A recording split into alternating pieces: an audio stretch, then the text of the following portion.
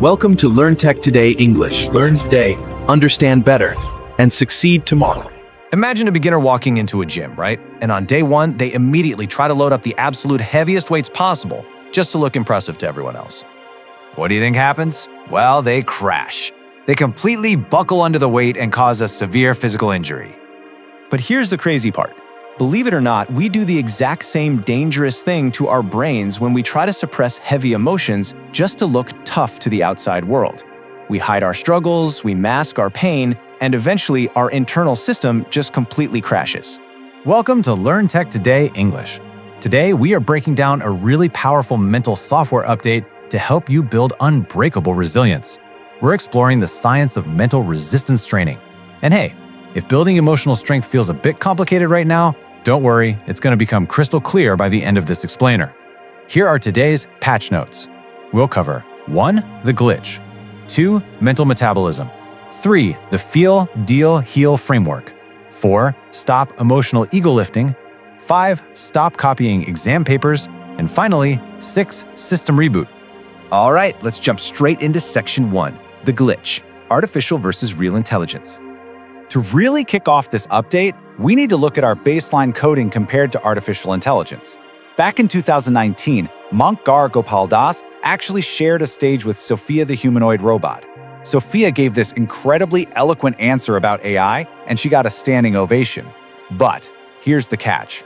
Every single word she spoke, every tiny facial expression she made was entirely pre-programmed. She's static. Unlike a humanoid like Sophia who relies on programmed responses, you are a dynamic human running on real intelligence. We take in billions of sensory inputs and actively process real emotional data. We are literally meant to feel. So when we glitch and try to act like robots by suppressing our feelings, we're actually breaking our fundamental code. Moving on to section 2, mental metabolism. Step into the gym of life. In the health and fitness world, we know exactly how to optimize our physical bodies, right? But we often completely ignore our mental processing speed. You actually possess what's called a mental metabolism. Think of this as your brain's totally unique capacity to process, digest, and handle the mental challenges and emotional data that life throws your way. Ever wonder why someone can just brush off a harsh comment at work while another person will ruminate on it for literally weeks? It's simply because their mental metabolisms are running at entirely different speeds.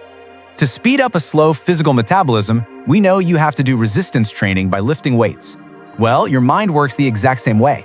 If you don't actively train your mind, your emotional hardware just stays weak and fragile. But by taking stock of your unique processing speed and actually practicing mental resistance training, you transform your mind from a glitchy device into an unbreakable operating system. You just have to step into the gym of life to start building those mental muscles.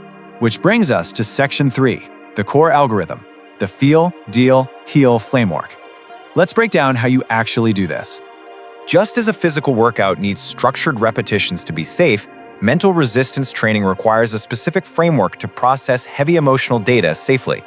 This geometric framework from Monk Gopal Das is a brilliant illustration of the exact code you need to execute. It's a simple 3-step pyramid: feel, deal, and heal. This right here is your core algorithm. Let's look at how to execute these reps. The foundation, the feel step, requires emotional agility. This means actively taking that first step to label the exact nuance of your emotion. You've got to expand your vocabulary past just saying "I'm sad" or "I'm mad." Are you feeling disappointed, mournful, regretful? Accurately labeling your feelings feeds your brain the precise data it needs to actually start troubleshooting the issue. You build incredible mental stamina by actively completing these 3 reps every single day. Step 1 is feel, labeling that exact emotion.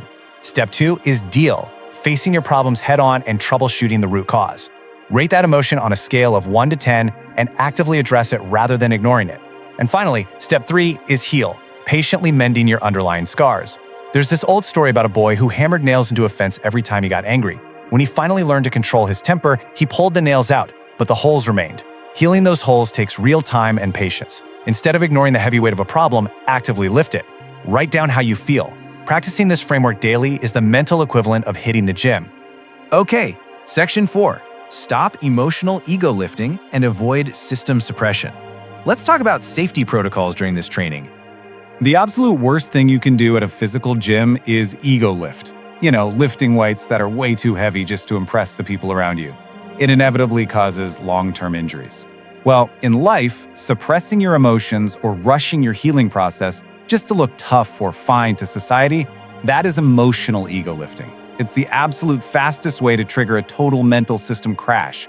You've got to drop the fake facade, admit when a weight is just too heavy, and train safely at your own pace. Ancient wisdom actually maps our architecture into 5 layers, known as the koshas. If you look at the 3rd layer inward, the manomaya kosha, which is the sheath of emotions, you see exactly why suppression is such a massive error. If you ego lift and suppress your emotions in this layer, you create a cascading failure that disrupts your energy, your physical body, and your deeper wisdom. You end up damaging your entire holistic system. Moving along to Section 5, stop copying exam papers, never compare your timelines. Here is the second critical bug to avoid: comparing your recovery speed to the people around you. You wouldn't try to copy a professional bodybuilder's exact workout on your very first day, right? It would destroy you. Similarly, you must never judge someone else's emotional timeline or compare your recovery to theirs. Everyone has a completely different capacity for mental anguish.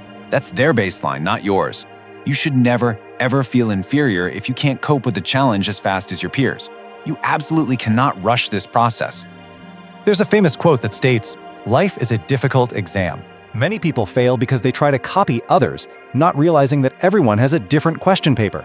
I love that because it perfectly highlights why comparing yourself to others is a guaranteed way to fail. Focus entirely on your own mental capacity and your own unique processing speed. Think about the alternative here, avoiding the gym entirely.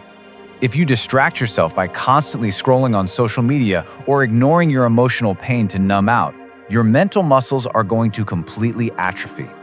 You really must embrace the temporary discomfort of resistance training if you want to build permanent, unbreakable strength. Finally, Section 6, System Reboot, Future-Proofing Your Mind. Let's look at the actual results of doing this work. So what's the ultimate result of running this mental software update every single day? Practicing this emotional resistance training builds massive mental strength and stamina over time. Situations that used to completely exhaust your mental bandwidth will eventually feel totally effortless as your internal processing speed increases. A tough conversation or a personal failure won't crash your system anymore. You'll just boot up your algorithm and process the data smoothly. Let's do a quick recap of your new brain workout. First, complete your feel, deal, heal reps daily by carefully labeling and processing your emotions. Second, stop emotional ego lifting. Never suppress your feelings just to look tough. Third, stop copying others' recovery timelines. Remember, everyone has a totally different mental metabolism. And lastly, actively step into the gym of life. Always remember, you are not a static robot. You are a highly advanced human being capable of massive, massive growth. By intentionally stepping into the gym of life and training your mental capacity slowly today, you completely future-proof your emotional hardware.